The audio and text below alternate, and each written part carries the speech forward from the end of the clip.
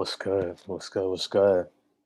Yo, it's your man, 100 grand, keeping it real with you with another episode of The Rock Never Stops.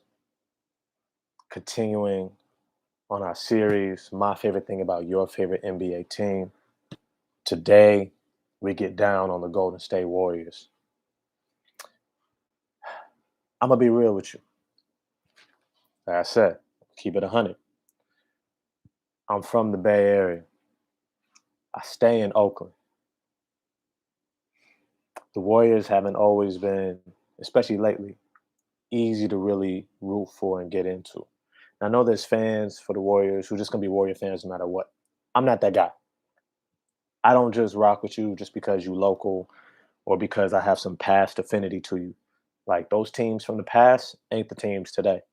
The coaches from the past ain't the coaches today. The owners or the general managers, right? Everything changed except the jersey. Even the jerseys changed. Shoot, even the stadium changed, right? So I don't rock with you just for like this eternity, just so I could say that I affiliate with somebody. All right. I take a look at your squad and I keep it a buck 100 with you. And I say, you know what, I like it or I don't like it. So let me be real. This is what I like about the Warriors, how they've positioned themselves to be able to maintain the course that they set out a long time ago. Steve Kerr said a long time ago that success, and I'm paraphrasing a little bit, and Bob Myers also echoed this, but they talked about sustained winning.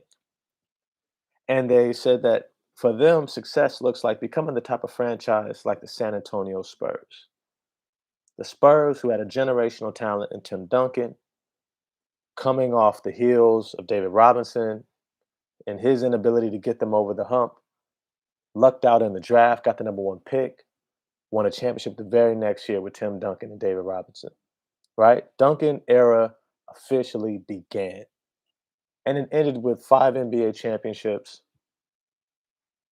a whole bunch of defensive player of the year, first team All NBA, the greatest power forward to ever play the game. Tim Duncan was the foundation for their sustained winning. If I want to say over, what did he play, like 18 seasons, something like that? Yeah, it's irregardless to the point. The point is, sustained winning looks like how do you build around a generational talent to ensure that you can win no matter what, nonstop. You're going to get over 50 plus wins in the playoffs every single year. Now, I'm going to be real. The Warriors, even in the whole Bob Myers, Steve Kerr, Stephen Curry era, they've struggled to maintain this level of winning. Some of it, albeit, was from injuries, but it was those injuries that they've been able to capitalize on. Starting with, if I really want to go back, Stephen Curry's ankle injuries was the reason why he got such a small contract in comparison to his talent when he first signed with them. The same small contract that, as the NBA Players Agreement and the new bargaining that they created with the NBA ballooned their salary cap. Thanks to Michelle Roberts, give her 100% of the props, give that black woman her flowers. She came in there when all those NBA teams, remember the Minnesota Timberwolves, Milwaukee Bucks, it was all talking about how they losing money left and right. And she was like, bet, I didn't just start today. I wasn't just born yesterday. Run them books. Let me see them books. And she got them books. And then she was like, you know what? Y'all ain't even telling anybody about all this other money y'all got coming in. All this other money. Y'all got to remember, the salary cap keeps going up from the time that she got there, maybe like 5, 6 years ago, right? The salary cap has kept going up. You know why? Because she found so much hidden money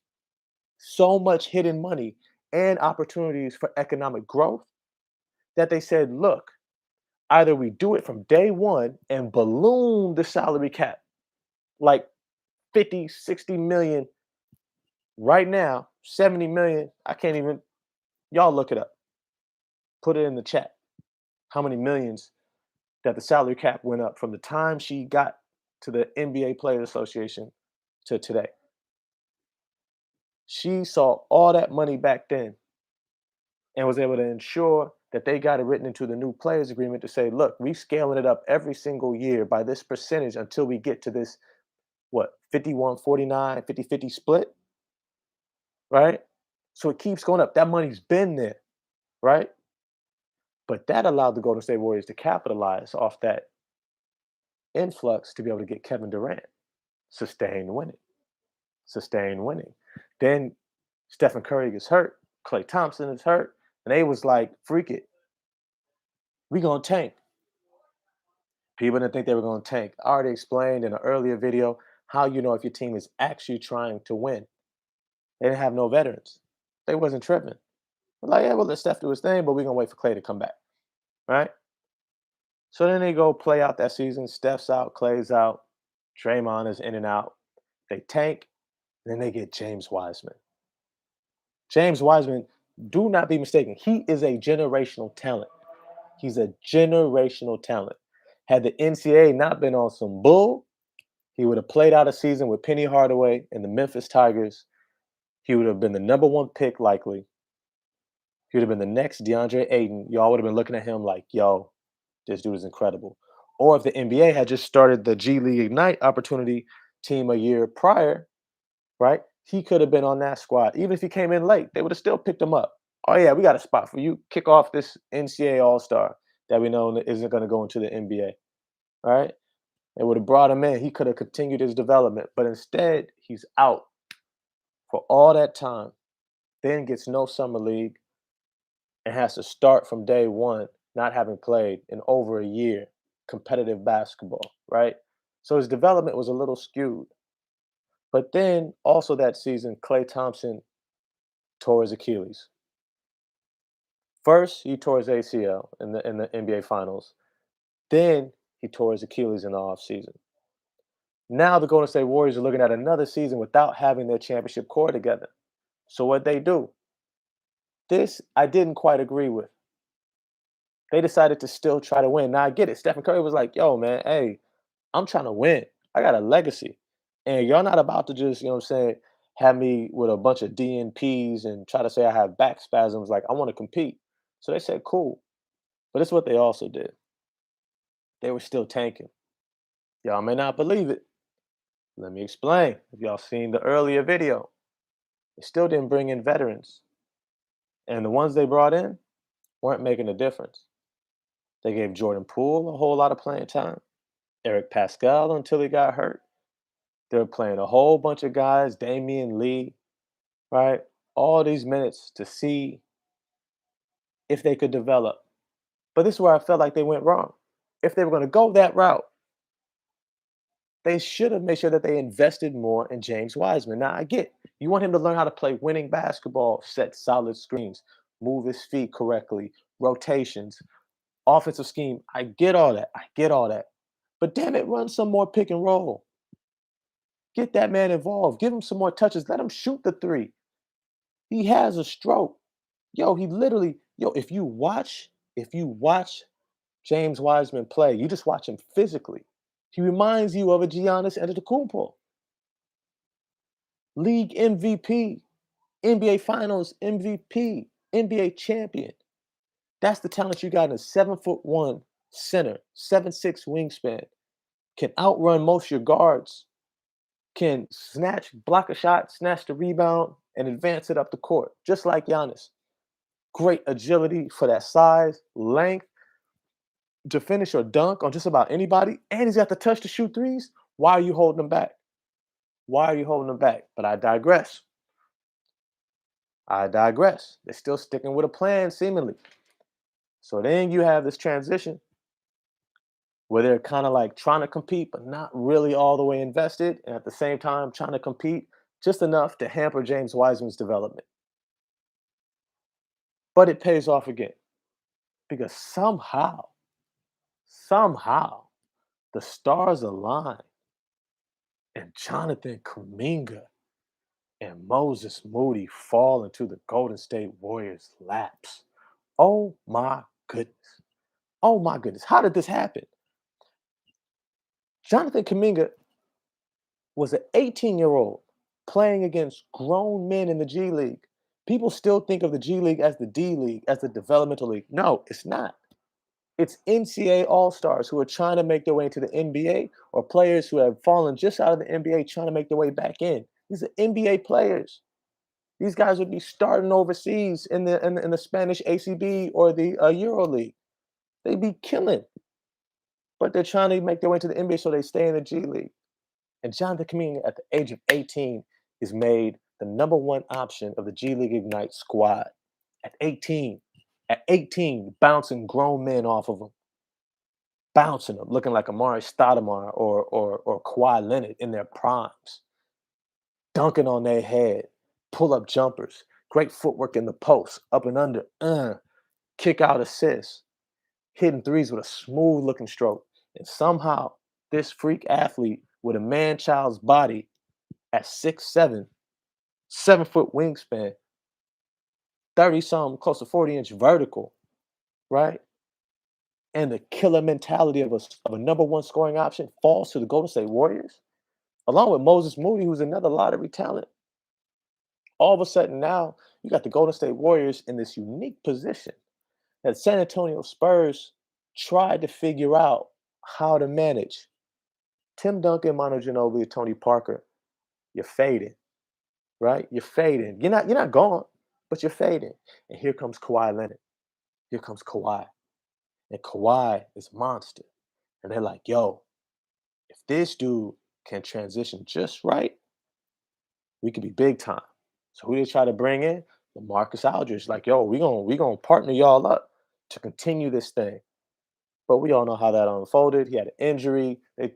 They really didn't handle it the best way, or hey, it's just life. It didn't work out. But Tony Parker was running his mouth. The next thing you know, Kawhi's like, dude, I ain't trying to be here. Not with him. Cool. I'm out of here. Right? So then they ended up with DeMar DeRozan, and we all know how the rest goes. But now the Warriors are up. These young guys aren't as developed as Kawhi Leonard was. Greg Popovich was smart enough to give Kawhi a defined role to allow him to grow and thrive. The Warriors really didn't give Wiseman that level of a defined role. Maybe they didn't feel like he was ready. I respect that. And at the same time, it's kind of hampered his development, but it pays off because they got more talent. So now what are they going to do? And this is the crossroads that I'm talking about here. This is the crossroads. What are they going to do? What are they going to do? They have an opportunity to take a jump back into sustainable winning, but for how long? Because right now, guess who's available? Quiet as kept, in the quiet corners, in the shadows. It's a brother by the name of Carl Anthony Towns. Been with the Minnesota Timberwolves, one of the worst franchises in NBA history. They can't do none with, no matter how much talent they have there. They don't. They just can't figure it out. Can't figure it out. And he's already itching, like, you know what? I don't even know if I want to be here. I did a video about it. And so now you have the Golden State Warriors. They're having to choose. We can get Carl Anthony Towns, who's a generational talent, but not good enough to necessarily get a team into the playoffs. Much like the Kyrie Irving of NBA centers, injuries, but great talent, but not necessarily a leader, and doesn't always play winning basketball, but or good enough winning basketball to get his team to the playoffs. But he's available. And how do you not go all in? But to what extent? You gonna give up Wiseman, Kaminga, and Moody for him? Maybe even Jordan Poole? Who knows? Personally, if I'm real with you, I think it's worth it. Yo, what they said, a bird in the hand is worth two in the bush. Yo, what they might be ain't worth what somebody already is. And as Max Kellerman said, you never bank on, you never, you never choose what you don't know over what you do know. You don't choose what you don't know over what you do know. Don't choose, and this is my opinion, the upside of some great players. I think they're going to be excellent. Kaminga, Wiseman, Moody. Yo, they go to Minnesota. I'm watching them all day. I like their coach, Chris Finch, around Anthony Edwards. Can you imagine that? Anthony Edwards and Jonathan Kaminga? How exciting that's going to be with James Wiseman? Yo, I'm watching NBA League Pass all day. But if the Warriors get Karl Anthony Towns, they're back in the discussion for an NBA championship next season, with or without Clay. You put Steph, Draymond, Karl Anthony Towns. Karl Anthony Towns becomes another splash brother. Literally. He light skinned and everything. Light skinned and everything. Him, Stephen Curry, splashing all day. The court's wide open. They're getting buckets. Matter of fact, they're running even better pick and roll, pick and pops. Can you imagine that? Stephen Curry and Clay and Karl Anthony Towns running pick and rolls. What? Oh my goodness! What do you do with that? What do you do with that? So then you got the potential to be a championship contender right now. And Karl Anthony Towns is in his prime. I think he's like 26, 27 years old. He's right there. So you give them an opportunity to go right back to competing for a championship. I wouldn't be shocked with this core, especially with like Otto Porter Jr. Andrew Wiggins will probably have to be a part of that trade just for salary. But you still got Andre Iguodala there. You got Nemanja Bjelica. I love Juan Toscano Anderson. Um, they might find a way to hang on to Jordan Poole. They can grab some other veterans too. That squad, I wouldn't be shocked if they're in the NBA Finals next season. But either way they go, I think they're looking up in Golden State. I'm gonna see. The tickets are hella expensive, and I don't really mess with San Francisco like that because they don't gentrify that whole city. It don't even look like how it used to look. Ain't no more black people there. Hardly any black people. Shout out to the Bayview holding it down still. But it's like they gentrify that city. It's just no fun to go there in that city. But coming from the town in Oakland, we still respect the squad. So we'll see. We'll see. That's my favorite thing about your favorite NBA team, Golden State Warriors. Please like, subscribe if you like the video. Throw some comments. I definitely respond to the comments, as those who have left comments already know, have seen. Also take video recommendations like the one I just did on if Kawhi Leonard had stayed with the Toronto Raptors. If you're here to the end, props, props. And I'll holler. Peace.